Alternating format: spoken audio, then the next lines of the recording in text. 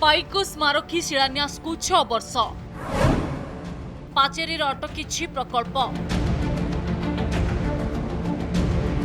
प्रथम स्वाधीनता संग्राम भाव परिचित पाइक संग्राम को स्मरणीय करने बारुणी ठारे पाइक स्मारकी निर्माण होउछि। एथिपई 6 वर्ष तले आज दिन में तत्कालीन राष्ट्रपति रामनाथ कोविंद शुभ देइथिले।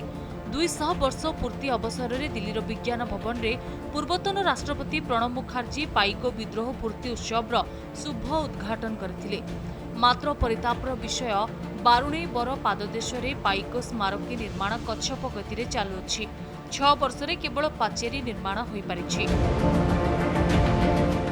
19 मसीह शुभ दिगला किंतु बारंबार सरकार गत सरकार जो विलंब कले बर्तमान नूतन सरकार आसला पर से विलंब बर्तमान प्रतिश्रुति चली सबुबले समीक्षक आसुँच दिल्ली से समीक्षक आसुँच समीक्षा सर्भे कलेक्टर को डाकुंट बारंबार आम समस्त क्वेश्चन कर कहीं विलंब होती गोटे एत परिश्रम पर एत कम पर केवल पाचेरी ही बुलिकी पड़ी रही शो कराऊँ। 2019 मसीहा डिसेम्बर 8 तारिख में परवर्ती राष्ट्रपति रामनाथ कोविंद बरुणई पहाड़ तले जो स्थान स्थिर कर कौन शिलान्यास कले एवं केंद्र सरकार पक्षर एवं कलिंग पाइकेशन बारंबार दाबी करागला 50 रु 100 एकर स्थान बरुणई तले दि जाऊ कहीं जातीय स्मारकी प्रतिष्ठा हे आंतर्जातिक स्तर में ख्याति कि ओडिशा सरकार 50 एकर जगह परिवर्ते आमको दौरान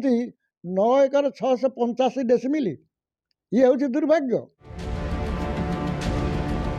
प्रकल्प पई राज्य सरकार को 50 एकर जमी मागिबा सह 200 कोटी अनुदान देइथिले केंद्र सरकार। पूर्व सरकार मात्र 10 एकर जगह देइथिले।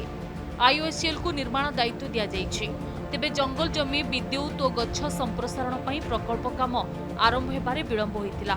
एहारि भितरे राज्य रे सरकार बदलिछि किंतु प्रकल्प भाग्य बदलिनी। पाइको स्मारकी केवल पाचेरी रे सीमित होई रहिछि। विशेषकर राज्य सरकार और केंद्र सरकार को अनुरोध ओडिया मानकर अस्मिता को रक्षा करी आउ खास करी पाइक मानकर वीरत्व गाथा को आगू बढ़ाई यही प्रोजेक्ट की अधिक रु अधिक त्वरान्वित कले एथरे समस्त फलप्रद हेबे आउ पाइक मानकर एथरे टेक रहिबो। बक्सी जगबंधु जय राजगुरु पंडिकी बहु बलेन्द्र मधुकचंद्र राउतराय कृतिवास पाठशाणी नेतृत्व में 1817 रु 1837 पर्यंत बारुणी ठारे जलिथिला पाइको विद्रोहर बन्ही। गोरा सरकार पाइको संग्राम को नहीं थरहर हो उठितिला। पाइको विद्रोह संपर्क में लेखि रखिथिले ब्रिटिश गवेषक। जन्मभूमि भारत सेवारे पाइको संग्रामी बलिदान और त्याग इतिहास स्वर्णाक्षर में लिपिबद्ध हो रही।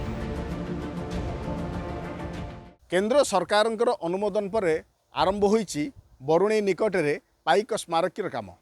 तेबे एक कार्य केवल सीमित रही जाइछि प्राचीर निर्माण में। ओडिया पाइकंकर गाथा गाउथुवा एई प्रकल्पर काम केबे पूर्ण हेबो एवं खोर्धा गड़र पाइक वीरंकर अस्मिता केबे फेरी पाइबो एबे ताकू समस्तंकर अपेक्षा। खोर्धारू कैमरापर्सन कुलमणि रमेश साहू, कनक न्यूज।